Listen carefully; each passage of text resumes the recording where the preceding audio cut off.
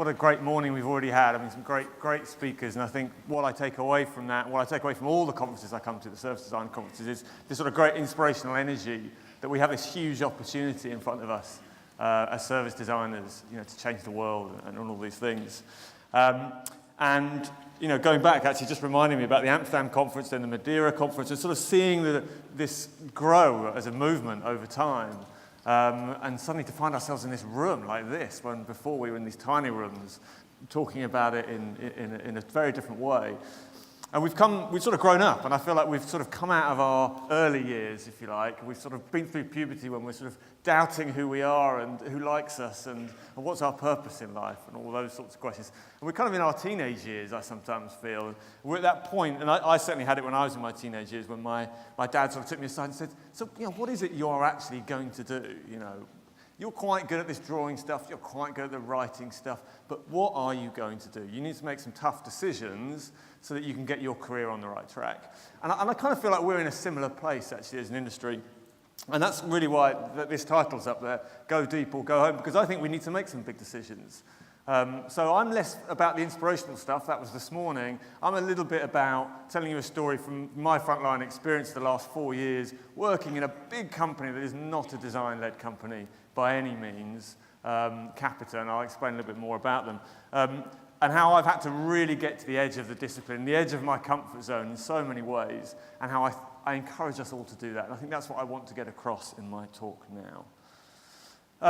This one is, I thought I'd just try and articulate what Capita's about through a person. So this guy's a guy called Martin Prescott. I work with him a lot. He is one of the most successful salespeople in the country. He can sell any service to anybody, pretty much.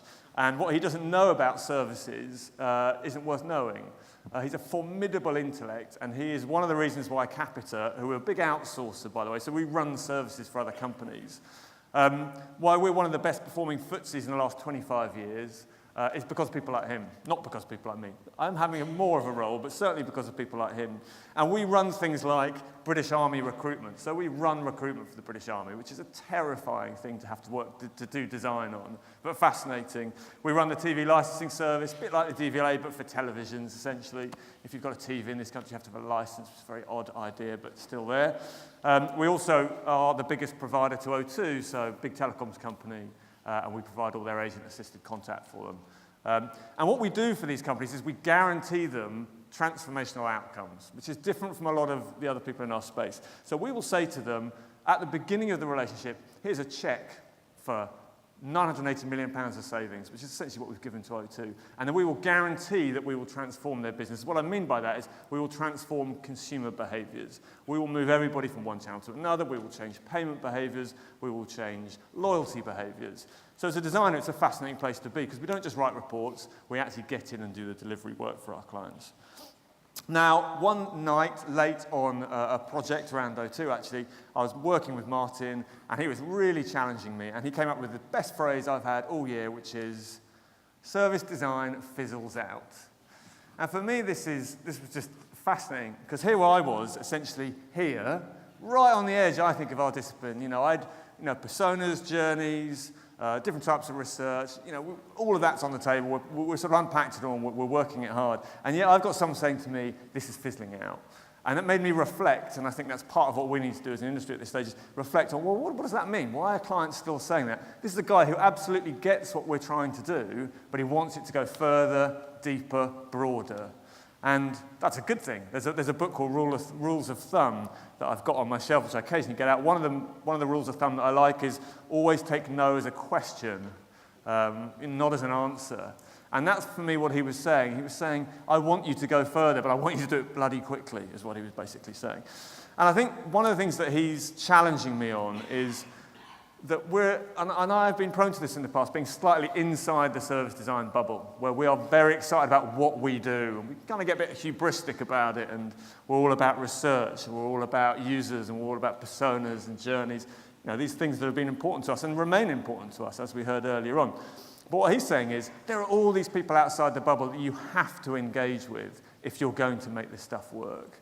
Because a service design is not about those things. It's actually about the thing that is consumed and delivered 1,000 times a day, which is what a service is. And you can't just design it in the corner, you have to get out there. You have to get out of the bubble and engage, which can be terrifying, can be exhilarating, and it's one of the reasons I like what I do. So I'm going to go into 3 areas where I think we need to just expand out of our bubble. The first one's about how we connect to the operation. The second one is about how we connect to the numbers. And the third one, how do we connect to the client's pain? And by the client, I don't mean the end customer. I mean the people who sort of pays us to do the work we do, whether it's our boss or our client or what have you. But the first one I'll look at is how we connect to the operation. I think we are very good along this top deck. So we give a full consideration of design. That's why we're all here. We are designers, and that's what we do. I think actually we need to go deeper, and this is what I'm talking about, go deeper or go home. We need to give full consideration of the business implications of the design. And I think sometimes we expect other people to do that a little bit, that we'll give them the design and they will sort of just imbibe it and go, wow, this just makes, it does make, it's common sense to them. We know how empathy works, they see it, they hear our stories, they connect. We've heard some great ones here today. But actually converting that into the change required is very challenging. So we have this horizontal discipline that cuts through, because that's what the customer does, they cut through these organizations. But yet, do we really talk to the vertical nature of our industrial sort of strength businesses that we work in? They're very verticalized, and horizontalism is very challenging for them. Power, money, it all travels top to bottom, and we're saying, well, the customer goes left to right. We have to get better at having that discussion. We have to, I think, sit more in the vertical world than we currently do and see it from their point of view. And I'll go on to the next one. So strategy, for me, is another one. We often talk about what should happen, how things should be, and we're often charged with being idealistic, and this word fluffy occasionally. I'm sure you've heard the word fluffy as a challenge, because we're up here, and I often am told, and Martin says this, don't talk about method. Never talk about process. Talk about how you're going to make the change happen. Talk about the barriers that we're going to overcome. Because as we all know, strategy and culture have this odd relationship. Culture devours strategy, we know that. But why? Because there are so many barriers to strategy. Strategy is a lovely idea. I mean, you look at gov.uk, the barriers that those guys have had to overcome to achieve that are formidable. And you have to face those head on. And those are the cultural changes that we need to sort of get closer to. And then products, and this is, I'm a big one for this, which is I think increasingly clients aren't saying to us, great, you've given me a customer journey, you've given me a brief or a sort of blueprint for what the service should be. They want us to go and change it. Because what we produce is only one part of it. How we go about producing those things is what clients actually want. The process, and we talked about agile earlier, that's a great example. You're going into agile design and iterative design, that's where the change happens. And taking that into organizations, it's not giving them a product, it's giving them a service, essentially, which is so we as service designers, I think, need to become sort of design authorities within these businesses. I want to see more design authorities. Service designers who are embedded into large organizations who are responsible for the change across this bottom line. And I think there's a role there that hopefully some of you will go after. I'm starting to try and get more of those into all of our projects, our programs. And there's a big challenge here, which as you go deeper, and this is a challenge I think to everybody, and it's certainly a thing I've had to go through, is this need for grit. The further down you go, deeper into organizations, the more grit you need, because the change required to make all that stuff happen on the bottom tier, you just need loads of grit. And it's a great word, I love it. It's all about determination, knuckling down. And I think we as an industry don't have a reputation for it. And you know, we're surrounded by engineers and consultants and people, you know, officers in local government bodies or central government bodies. They spend 15, 16, 17 years trying to fix things like adult social care. They are way down here. And then often we, I think, turn up at the top and say, we're going to transform this for you. You know, we haven't really earned the rights to say that, and we need to be more down in the depths, earning our wings, if you like, showing that we've got grit. So it's a bit of a pledge for us all to aim further down. And what I mean by that is we need to get our hands dirty. We do need to be more willing to take on change and help our clients through the process. And what I actually mean by that is not this at all, it's this, which is kind of something that designers are terrified. I wear a suit every day of my job. It's quite nice not to for a day, but I do because it's a small thing, and I'm trying to focus on that here. It's a soft thing, but wearing a suit we had the anthropology thing on earlier. It's a massively important signifier if you walk in the room wearing the same clothes as the person you're trying to convert. If you don't, then you're immediately putting another barrier up, and I think I've suggested there are enough barriers already. We probably don't need any more. So small compromises. So getting our hands dirty generally is like things like this actually for us, and we need to do more of that. So how do we connect to the numbers? This one, again, I work in a company that is a numbers-oriented business, run by accountants, big spreadsheets, managing risk, all those sorts of things. And often we think this is what we're about, and we've heard a lot about customer experience. We're about happy customers. We are about happy customers, but we've got to be a bit careful. You know, we do want this, absolutely. We want people to be able to fill out forms and feel like it was just so intuitive and wonderful. I absolutely want that, don't get me wrong. But I think we need to, we are very much B2C thinkers. We think about the consumer and the customer more than anything. But we're all in the B2B business because someone has to pay for our work.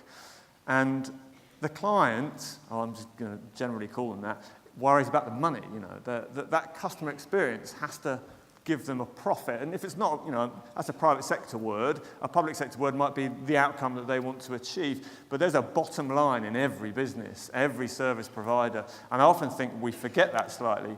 Because for me, this is what I'm always going after. I want that happiness line, but I think we've got an enormous opportunity to bring the cost down. And we saw it earlier, Gov.uk, great example of bringing down cost in government. It's not a mistake that Gov.uk has had its big drive during a period of great austerity.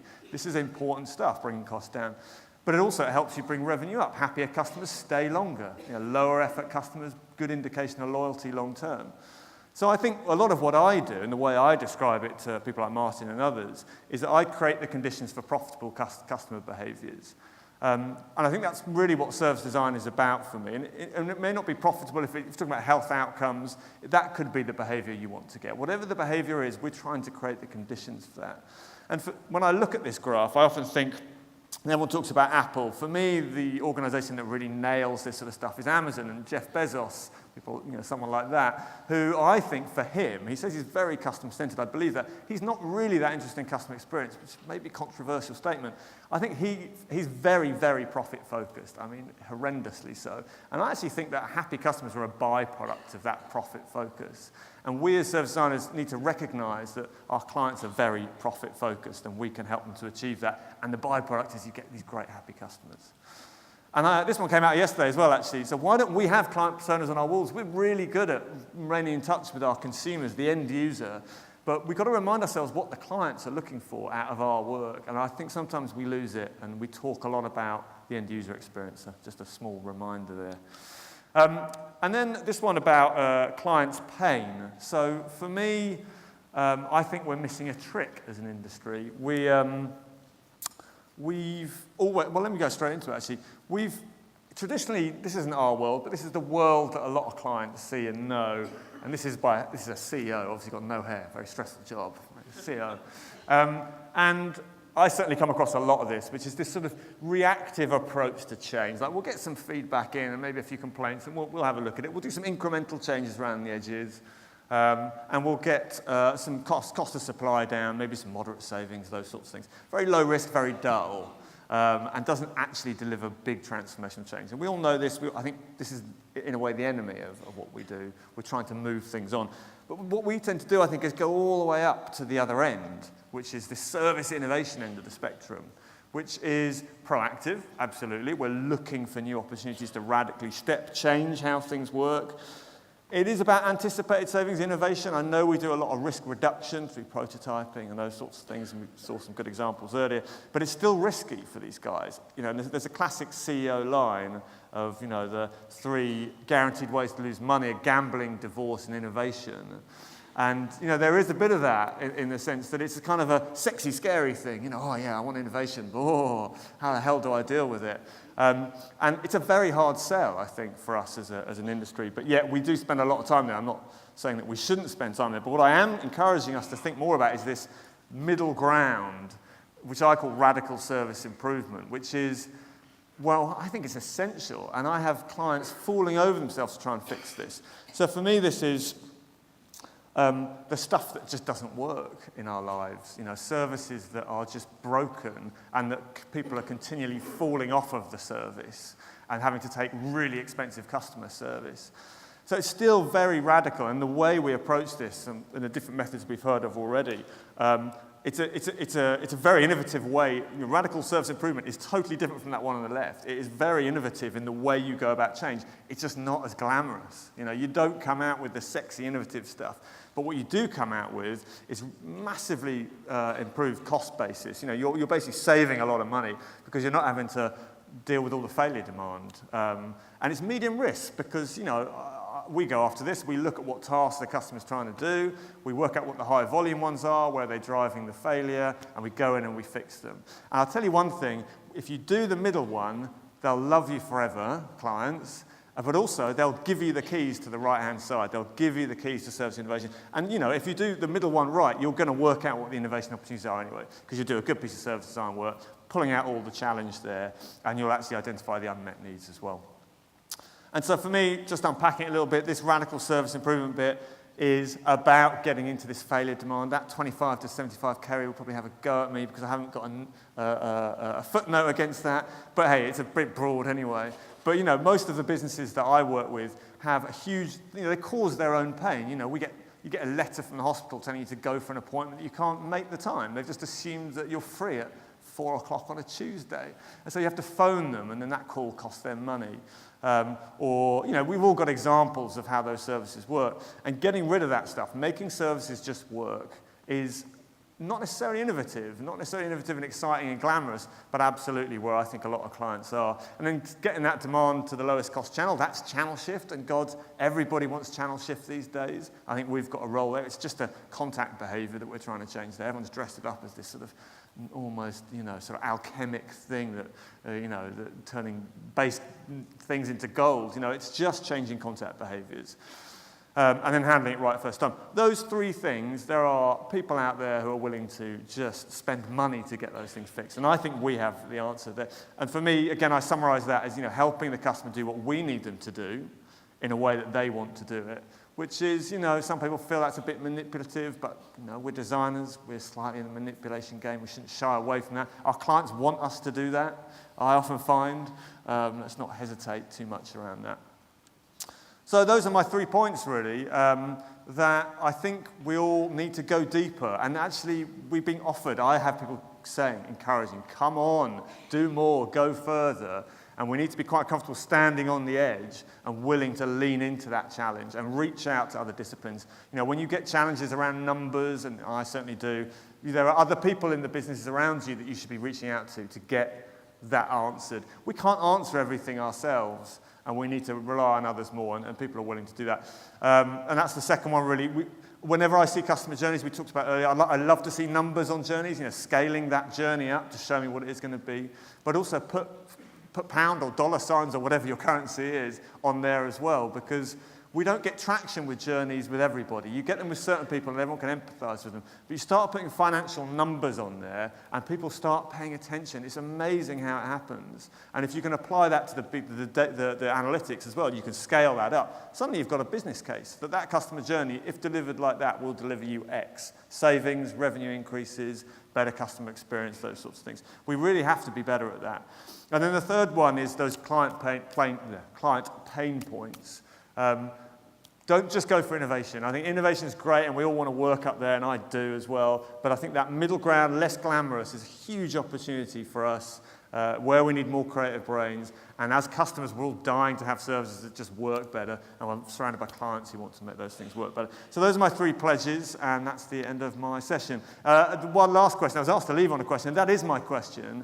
And again, it's about reaching out the bubble. So where do we fizzle out? Increasingly, I think that's the question I am asking myself, rather than patting ourselves on the back, which we've done for a few years. Aren't we great? We're the next best thing. We are the best thing at the moment. I think we're at the top table. So we have to ask ourselves these questions and push on. Thank you very much.